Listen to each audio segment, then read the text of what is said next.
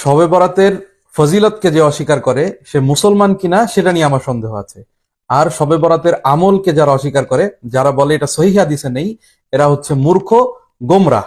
আল্লাহ নবীর সহিহ হাদিস, লা ইয়াত্তালিউ ফি লাইলাতিন নিসফি মিন শাবান ফায়াগফিরু লিজামি খালকিহি ইল্লা লিমুশরিকিন আও মুশাহিনিন। Allah looks down on his creation during the middle night of Sha'ban and forgives all of the creations except those who are mushrik and those who are among the মুশাহিনিন।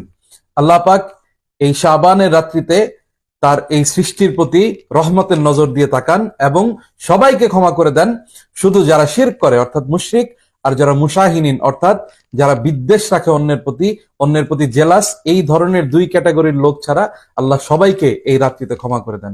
সুবহানাল্লাহ। কি পরিমাণ লোককে আল্লাহ ক্ষমা করে দেন? আকসারা মিন আদাদে শাআরে গানামি কলবে, বনি কলবের যতগুলো বকরি আছে, ওই বকরির গায়ে যতগুলো লোম আছে, এই লোমের সংখ্যার থেকেও বেশি সংখ্যার মানুষকে আল্লাহ এক রাত্রিতে ক্ষমা করে দেন। সুবহানাল্লাহ। আর এই রাত্রিতে আমাদেরকে কিছু আলেম নামক জাহেল তারা বলে যে আপনি এই রাত্রে ঘুমায় থাকলেও যা, ইবাদত করলেও তা, দেয়ার ইজ নো ডিফারেন্স। এদের থেকে আমাদেরকে সাবধান থাকতে হবে।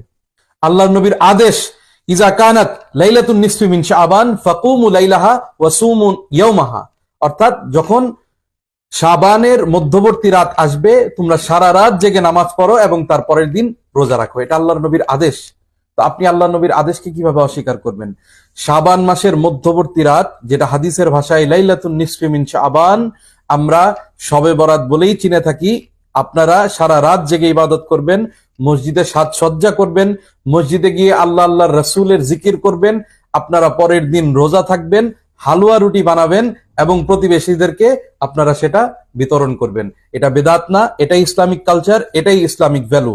যে যাই বলুক ফতোয়ার পরোয়া করবেন না, আপনারা এই কালচারকে এস্টাবলিশ করবেন।